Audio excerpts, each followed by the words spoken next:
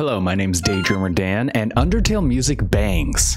Do you see what I did there? Despite being released less than 10 years ago, the indie RPG game Undertale has had one of the biggest impacts on video gaming history as a whole in recent history. We see countless examples of this over the years, whether it's the Kickstarter goal that was met nearly tenfold after just 1 month of fundraising, or the countless game theory videos that comb over every single little piece of lore you find in the games, or even the fact that Sans won the coveted title of Tumblr Sexy Man back in September of 2022, beating out the likes of characters like Reagan from Mob Psycho 100 and Megamind from Megamind, and this homeless man. However, I'm not here today to talk about all the different theories about who W.D. Gaster is, or if Sans is actually Ness from Undertale, or if Deltarune is an alternate timeline to Undertale, or if the item the real knife was Papyrus is actually Undyne, whereas the item still actually is power. Jesus Christ, how are there still more? No, instead, I wanted to talk about the talent behind Toby Fox's musical genius. The Undertale soundtrack is filled with incredible songs that cover a wide spectrum of emotions: lightheartedness, excitement, uncertainty, and of course, determination. Toby Fox did a great job of using his music to work in tandem with the story in order to create a beautiful amalgamation that would mesmerize gamers for years to come. And you know what else mesmerizes gamers for years to come? Let me see if I can do this with.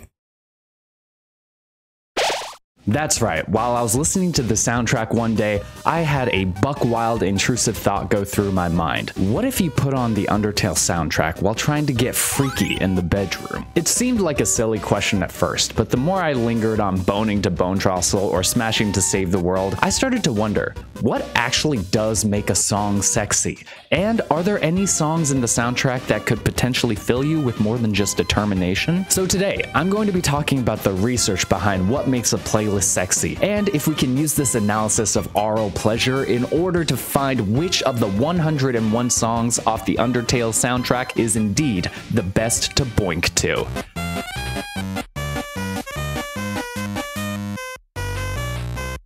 Before we can start ranking, there are a few quick stipulations that we have to go over. First off, we're only going to include songs that appear on the official soundtrack for Undertale. That means any sound effects that happen in-game are not going to be considered, as well as console exclusives or unused songs that only appear in the files. This is because 1, 101 songs is already a lot to look at, and 2, I don't think anyone's going to be upset about not knowing my thoughts on how hot and bothered I get by the Wrong Number song.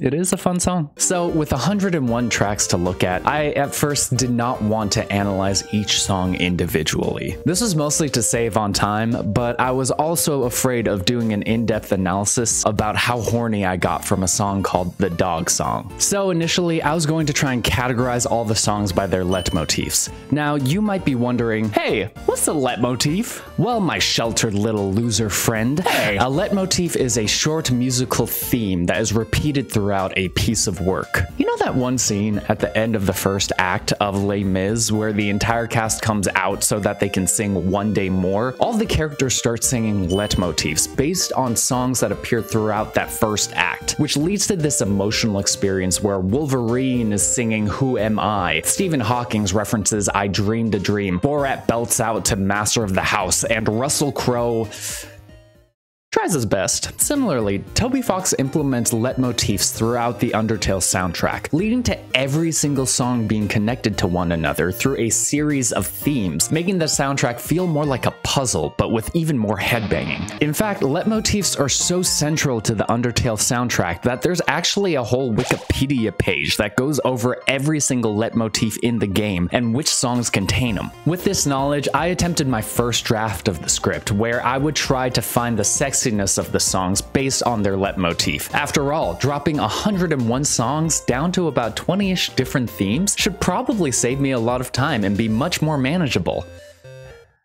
Turns out I was wrong. The issue with using a leitmotif was that even though a theme could appear in several different songs, the meaning that theme would add would be completely different depending on said song. Think of leitmotifs as eggs. You can take a few of these themes and whisk them together into a beautiful, soft scramble that you can share with a partner.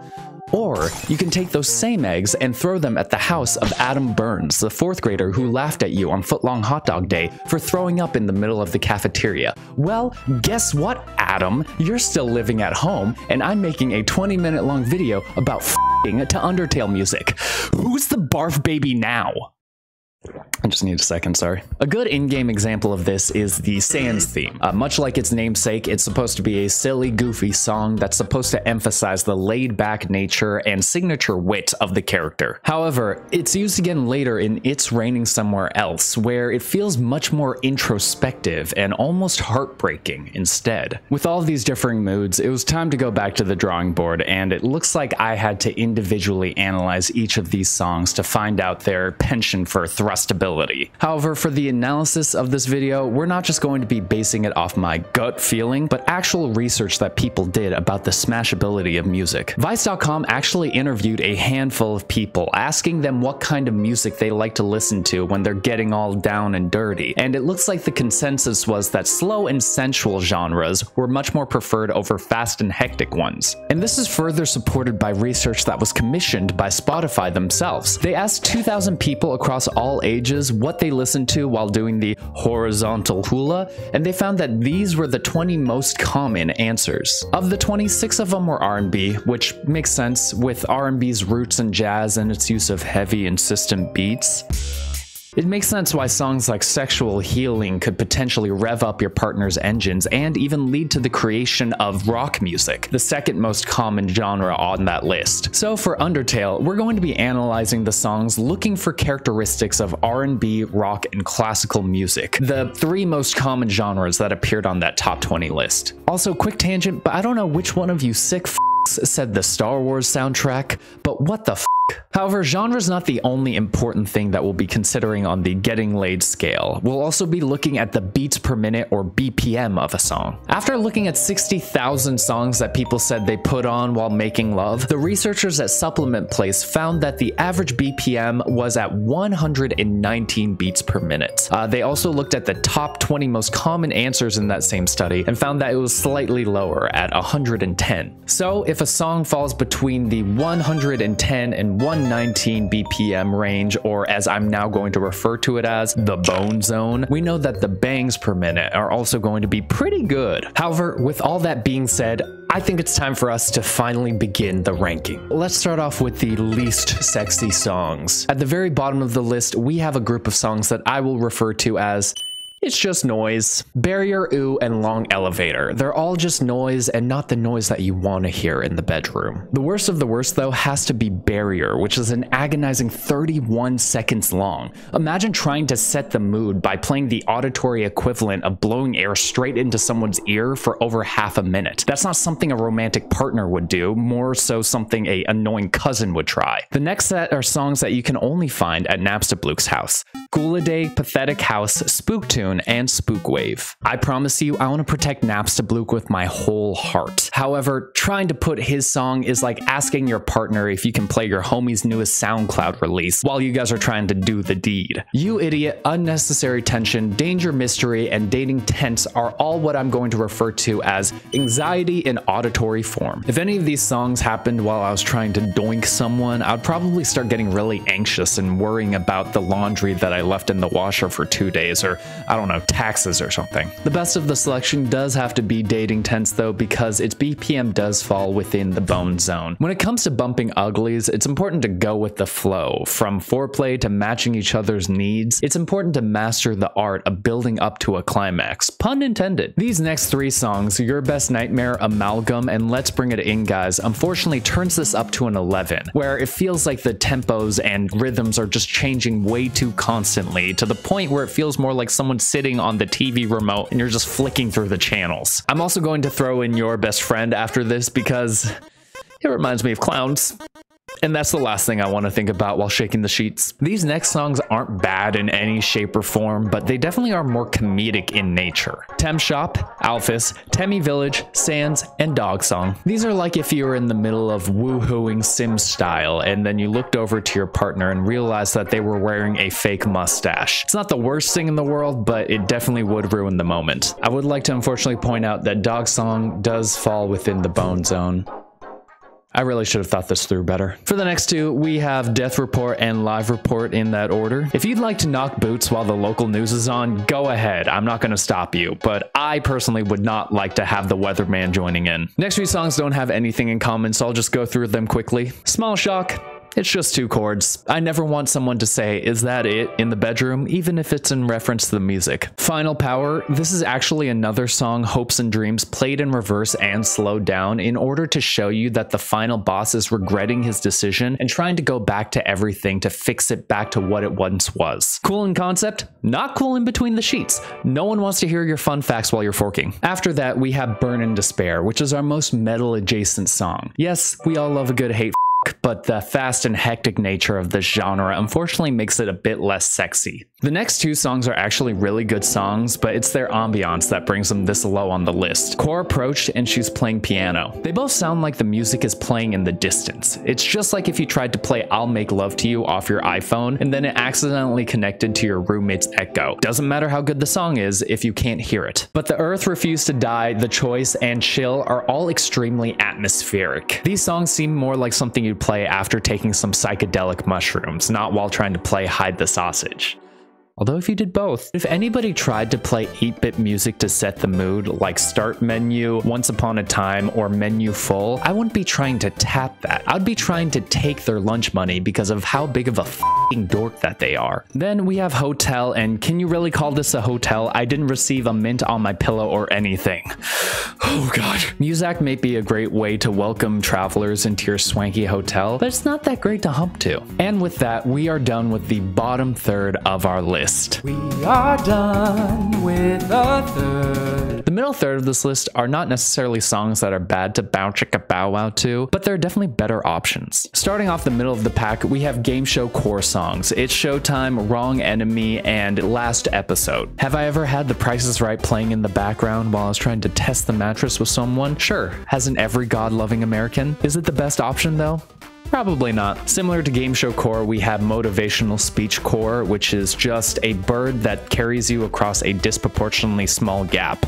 What the hell is up with these long names? The next largest group of songs all share the same characteristic of being self-reflective and mysterious. Here We Are, Mysterious Place, Waterfall, Quiet Water, Ruins, and Ending, Respite, Don't Give Up, Premonition, and It's Raining Somewhere Else. These are the perfect songs to introspectively look outside the window while the rain trickles down and you think about everything that you've done. I don't really want to think of my shortcomings while you all know how that sentence was going to end. On the opposite side of the spectrum, we have songs that are all go, go, go and no build up. Anticipation, Run, Enemy Approaching, Strong Monsters, yeah!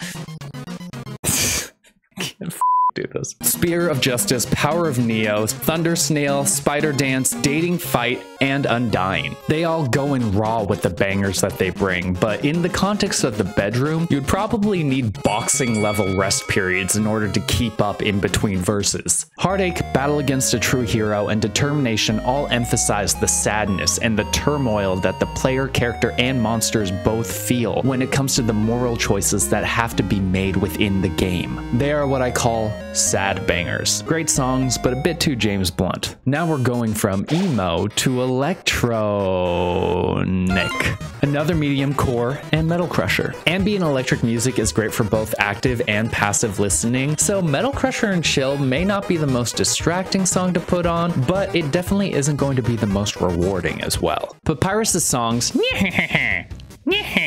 it's 2. And Bone Trossel are next. The almost Russian folk feel, as well as the intense intro that leads up to the violins and drums, may be a bit cartoony, but it could be the dramatic fun that can help spice up any 2-person push-up. Before we go on, yes, I know that having Papyrus, the master of dates, and spaghetti this low on the list is honestly a travesty, but don't worry, he'll have his redemption.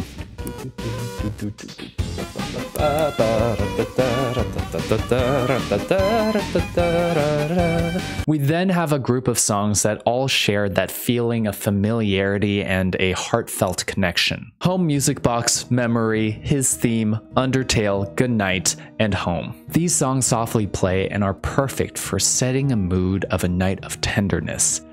but they also kind of are nostalgic, and I don't think my childhood is necessarily one I want to be thinking about. Haha, Dan just threw up after eating all those hot dogs. Adam, stop. Haha, what a barf baby. Adam, barf baby, barf baby. But with that childhood trauma aside, we are now done with that middle third of songs. The top third of this list are songs from the Undertale soundtrack that are the pinnacle of porking, the no match for nutting, the super smash songs. Undertale has many lighthearted songs that have some root in classical music. Holiday, Temperate, Snowy, Shop, and Snowdon Town all share that sense of orchestral whimsy and togetherness. And that togetherness can spread to you and your partner as well. We then have a set of songs I'm gonna call the opera, which is not to be confused with Oprah. Although Oprah, if you are watching this, please contact me. I'm very interested about your role in Charlotte's Web, and I need to know if that spider is real. I need help writing scripts. At first, I thought the operatic songs that were diegetically being sung by a robot would be lower on the list. However, I then had to remember that The Sound of Music and the Star Wars soundtrack were both in that top 20 list that we brought up earlier. So it makes sense that Oh Dungeon for the Fans and Oh One True Love would be the only auditory aphrodisiac that you would need to help please your fans. There are a lot of things that we hope for in the bedroom, both in the moment and afterwards. The hopeful orchestral songs Confession and Reunited exemplified this feeling of hope, making you feel almost magical and giddy. Meanwhile, hopeful rock songs like Finale, Hopes and Dreams, Save the World, and Last Goodbye let out that energy in an epic and overwhelming fashion. These two genres of songs are a great metaphor for nutting. And with that, we are now down to our top 10 songs from the Undertale soundtrack.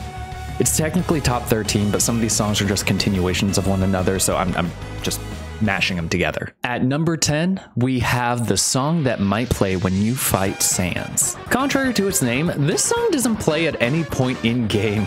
Oh, Toby Fox, you tease. It's a high energy Mega Man inspired track that's honestly incredible overall. While it doesn't build up with any intro, it does include a little bit of texture by including the leitmotifs for both Sans and Papyrus. This song sets the mood for anybody who's trying to blow their partner's mind with something a little unexpected. At number 9, we have Dummy. Now, you might be wondering, Dan, why is a song about you fighting a mannequin with teeth in your top 10 for sexiest songs from Undertale? And to that I say, don't kink shame. The song perfectly uses repetition for emphasis, hitting the right moments over and over again in order to itch that primal part of your brain that feels good both in the ears and in the body. The only downside of this song though is that it's so fast that you'll end up moving like Mad Dummy in order to try and keep up with the pace. At number 8, we have So Heat. This song only plays if you open the joystick configuration menu during the summer. Full disclosure, I actually hate this song. But not only does it fall within the bone zone, but they somehow found a way to make a song feel sweaty. And as we know from the hit Jamaican reggae band Inner Circle, sweat is sexy. At number 7, we have Dog Bass. As a wise bee once said, you like jazz? Of course we do. Jazz has inspired some of the greatest parts of R&B and rock music. Dog bass is the essence of that sexiness, having that irresistible bass line and a BPM in the bone zone. The only downside is that it is 6 seconds long, but come on, how much more do you need? At number 6, Fallen Down and Fallen Down Reprise. A beautiful intro that builds into a song that's meant to fill you with wonder. It can take you and your partner into worlds much deeper than you thought, if you know what I mean. You're this far into the video, you know what I mean. The Bone Zone BPM comes into play again, and the waltzy part in the reprise adds a fun little change of pace. At number 5, my most controversial take, Megalovania. Yes, I know that Sans is the pinnacle sexy man. However, despite the fact that it does have an iconic intro that leads to a beautiful wall of sound, its heavier influences as well as its BPM falling just shy of the bone zone does drop it down to 5. If you'd like me to apologize to Tumblr, make sure to subscribe and comment, okay? You guys have been really liking these videos, so thank you for that. At number 4 is the song to redeem my man Papyrus, Dating Start. This song plays specifically during any of the befriending portions of the game, and who doesn't like to do it with their best friend? This song is the pop rock of Undertale. It falls within the Bone Zone BPM, and each verse is fun and lighthearted, making it interesting to listen to even on repeat. The one downside though is that I feel like I'm about to be told about NordVPN whenever it starts playing. At number 3, we have a German word and Asgore. I don't know how to say that. Bergentrugon? Bergentrukum. On top of the BPM being in the Bone Zone, GoDad's song has such a banger of an opening. The song perfectly reflects the sense of turmoil within Asgore, giving it a feeling of, I shouldn't do this, but I know that it's right. What other song's gonna make you feel like a little bit of a bad boy while you're getting your rocks off? At number 2, the penultimate song is Oh My and Death by Glamour. Honestly, it's no surprise that the song of the robot turning into the sexy K-pop star whose only goal is to bring pleasure to others is the second best song to screw to. Oh My falls within the Bone Zone, and Death by Glamour has inspirations from some of the sexiest genres out there: electronica, disco, jazz. And despite having so many leitmotifs included inside of it, it flows together super well rather than feeling haphazardly thrown together. When that piano intro starts, you best be ready. Bum bum bum bum bum bum bum bum. This leads us to the final and sexiest Undertale song. If you've been keeping track at home, you probably know what song this is. And you're also probably a pervert, but that's not my place to judge. However, before I reveal the top song to talk to, you might be wondering, why did I make this list? What's so important about going through all of these songs in order to find out which one is the best to parallel park to? And I'm not talking about Cars. Well, the reason is, music is beautiful, and it can take our experiences while playing video games to a completely higher level. Toby Fox's soundtrack for Undertale is a great exemplification of this because we can feel the excitement in his songs, the pain, the awkwardness, the uncertainty, the dogs. I could have done this ranking on anything. It could have been the best songs to listen to on a road trip, or the best songs to ask the DJ to play at your brother's wedding. Every possible ranking that we could have made for this video all comes down to one central concept. Music brings us all together. You probably didn't click on this video to learn about the boinkability of these songs, but you love this soundtrack. So before I reveal the final song, I have a simple request.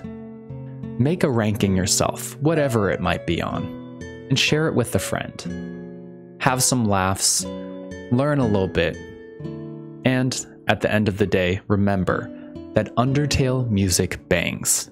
But it bangs a little better when it's with a friend. So go out there, find a soundtrack you like, and share some experiences, because you know I will.